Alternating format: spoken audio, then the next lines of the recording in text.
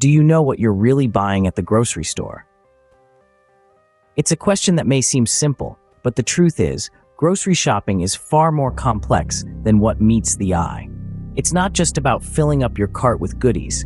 It's about understanding what goes into your food, where it comes from, and how it impacts your health.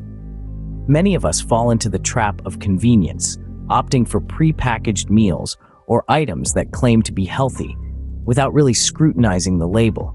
Or we let our taste buds dictate our choices, reaching for those sugar-laden snacks that promise instant gratification. But what if I told you that there's a smarter, healthier way to grocery shop? One that doesn't require you to compromise on taste or convenience? It starts with debunking some common misconceptions about grocery shopping and learning how to navigate the aisles with a discerning eye. So, are you ready to decode the secrets of healthier grocery shopping? Scene script. Have you ever wondered what those long, complex words on the back of your food packages mean? Well, those puzzling words are just one part of the art of reading labels, a crucial skill for anyone interested in maintaining a healthy lifestyle. It's like deciphering a secret code, and once you've cracked it, you'll be able to make smarter, healthier food choices. First, let's talk about the nutrition facts panel. This is where you'll find information about the amount of calories, fat, protein, and carbohydrates in a product. But remember, these figures are based on a single serving, not the whole package. So if you're prone to eating half the bag of chips in one sitting, you might be consuming double or even triple the calories listed. Next, let's delve into the ingredients list.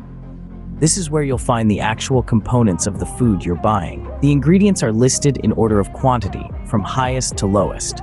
So if sugar or salt is one of the first few ingredients, that's a red flag. It's also important to be aware of sneaky synonyms for sugar, such as fructose, glucose, and corn syrup. These can be disguised under different names, but they all add up to the same thing: additional and often unnecessary sugar. Now let's highlight some common misleading label claims. Natural, light, multigrain, fat-free. These words might sound healthy, but they can be deceptive. For example, fat-free products often compensate for the lack of fat with added sugar or salt. And multigrain simply means that multiple types of grains are used, not necessarily that they're whole grains, which are the healthier option. Understanding food labels is a bit like learning a new language. It can be challenging at first, but the more you practice, the easier it becomes. So, the next time you're at the grocery store, take a moment to read the labels. You might be surprised at what you find. Knowledge is power. The more you know about the food you buy, the healthier choices you can make. Ever noticed how grocery stores are designed? It's not a random setup, but a well-thought-out plan that's often universal. The layout of most grocery stores is no coincidence. They are meticulously planned to guide your shopping experience, and believe it or not, you can use this to your advantage when shopping for your health. The general rule of thumb is to stick to the store's perimeters. That's where you'll typically find the freshest, healthiest options. Fresh fruits and vegetables, lean meats, fish, and dairy products usually occupy the outer edges of the store. These foods are rich in essential nutrients your body needs to function optimally. They're the building blocks of a balanced diet, the ingredients for meals that nourish, energize, and satisfy. Consider the produce section. It's often the first thing you encounter when you walk into a grocery store. Why? Because colorful fruits and vegetables are visually appealing, sure, but also because these are the foods we should be filling our carts with.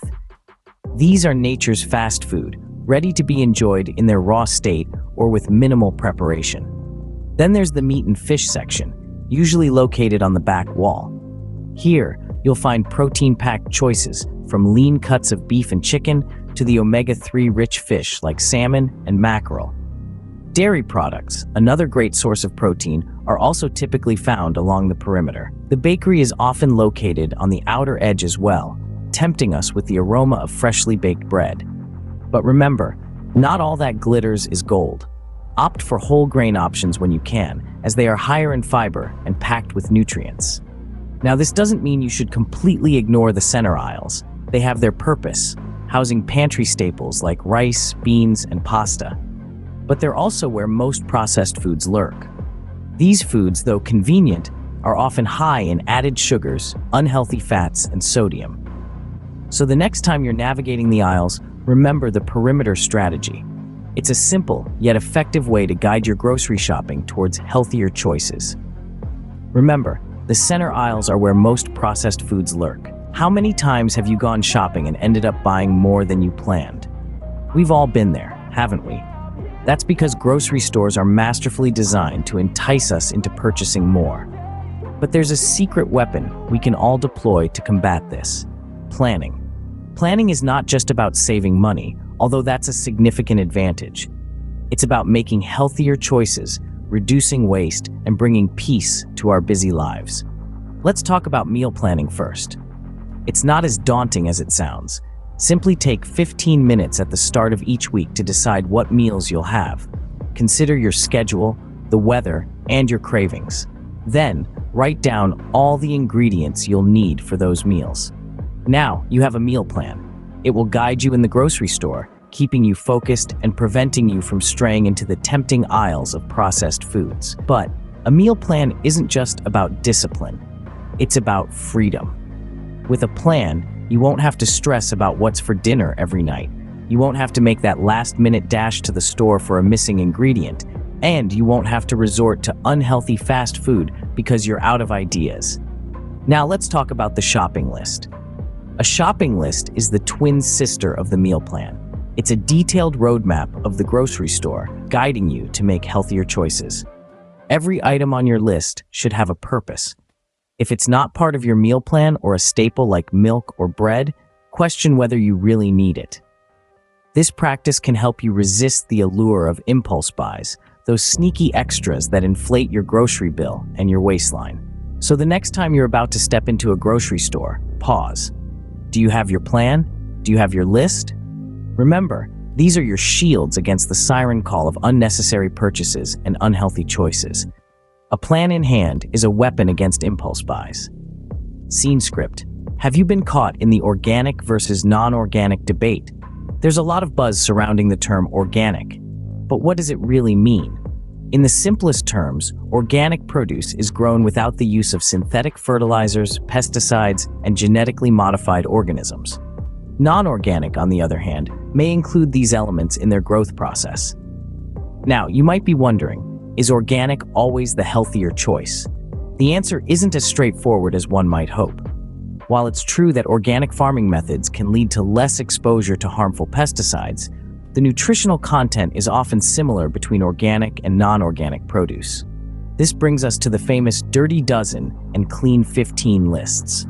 These lists, updated annually by the Environmental Working Group, can serve as a handy guide when deciding when to opt for organic.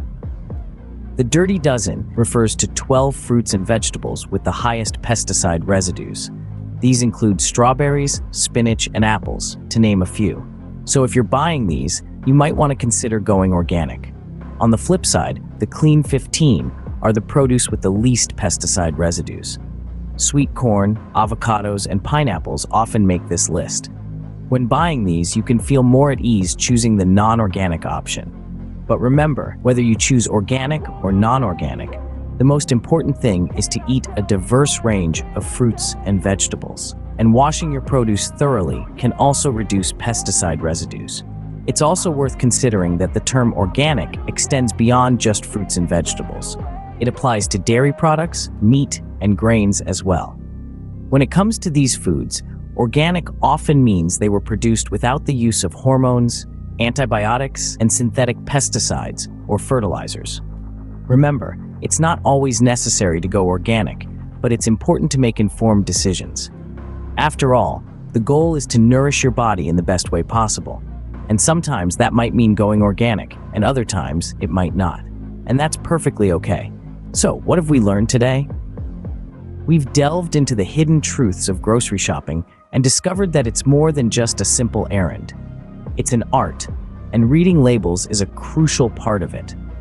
Understanding what those labels mean helps us make informed decisions about what we're really putting into our bodies. We've also explored the perimeter strategy. Remember, the outer aisles of the store are typically where you'll find the freshest, most nutritious foods. Sticking to the perimeter can help you avoid the processed items often found in the inner aisles. We emphasize the importance of planning. A well-thought-out list can keep you focused, save you time, and prevent impulse purchases. And finally, we've weighed the pros and cons of organic versus non-organic foods. It's about making the choice that's best for you, considering factors like nutrition, taste, cost, and environmental impact. With these tips, you're now equipped to make smarter, healthier choices at the grocery store. Happy shopping!